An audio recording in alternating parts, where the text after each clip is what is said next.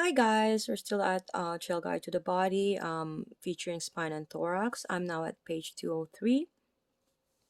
Okay, so please look at the image here, the insertion and origins of the spinous capitis and cervicis. Okay, so the lung, spinous capitis and spinous cervicis muscles are located along the upper back and posterior neck.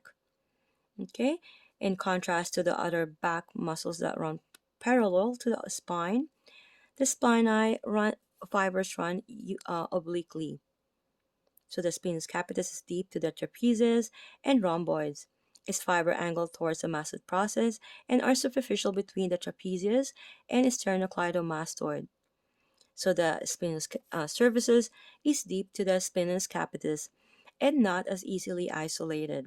However, its general location can be outlined in the lamina groove of the upper thoracic and cervical spine.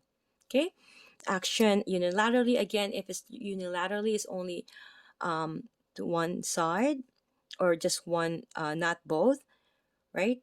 While if it's bilaterally, it's both left to right. Okay, so if you were to rotate the head and neck to the same side, if you were to laterally flex the head and neck to the same side, if you were to do it bilaterally, if you were to extend the head and neck.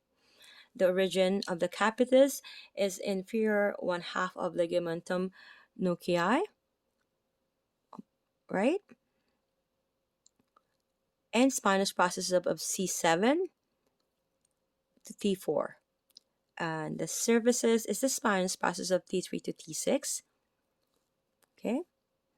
And the insertion is a mastoid process and lateral portion of the superior nucleal line. My apologies. And cervicis is the transverse process of C1 to C3. Okay, and nerve innervation is cervical. And we're looking at the lateral view here. We have the SCM here, the sternocleidomastoid. We have the levator scapula.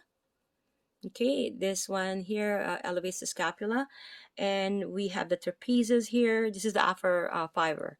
Keep in mind, trapezius have three different direction, and also have the movements have different movements, and it's also antagonist on its own. Okay, and of course the spinous capitis here being highlighted. Okay, and again we have the lateral view without the SCM.